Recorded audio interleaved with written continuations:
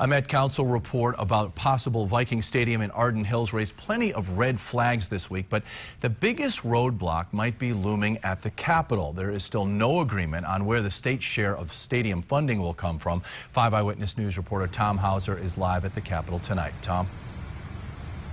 This Met Council report is 181 pages long, but it devotes just 2 paragraphs to perhaps the biggest obstacle to a Viking stadium, no matter where it's built. How and will the state of Minnesota come up with $300 million? The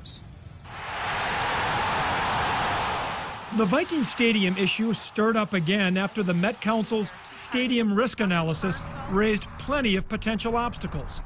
But the Vikings say the report barely addressed the biggest potential obstacle. We have 2/3 of the deal here. What's missing is the state component.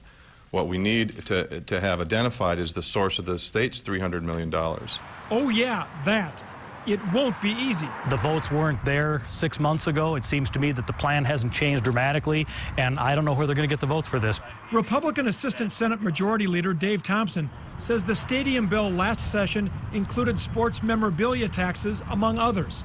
Is there any appetite to raise taxes? I can't imagine that there is. I cannot see it. There's a lot of us that are philosophically opposed to taxpayer funding for a stadium under any circumstances. We're going to have to make sure we have the votes. That would be the first step. Republican House member John Kriesel isn't as pessimistic. He says tax increases won't fly in the House Republican caucus either, but he says expanded gambling might.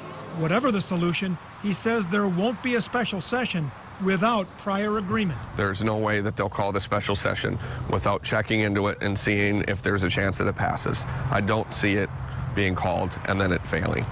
Now, maybe it's coincidence, but maybe not. The Minnesota Indian Gaming Association sent out this news release today touting the Indian Gaming Association and Indian gaming casinos as being the 6th largest employers in the state of Minnesota and urging the state not to mess with Indian casinos. And again, it's likely to be an issue that comes up when the governor meets with lawmakers next week. And also something we've learned late today, another issue has come up. The website profootballtalk.com is quoting Lester Bagley from the Vikings as saying at least 2 different communities have contacted the Vikings about possibly relocating the team. He said more information on that might come out after the Vikings lease expires in December. We'll be keeping tabs, of course, on all of this. Live at the state capitol, Tom Hauser, 5 Eyewitness News.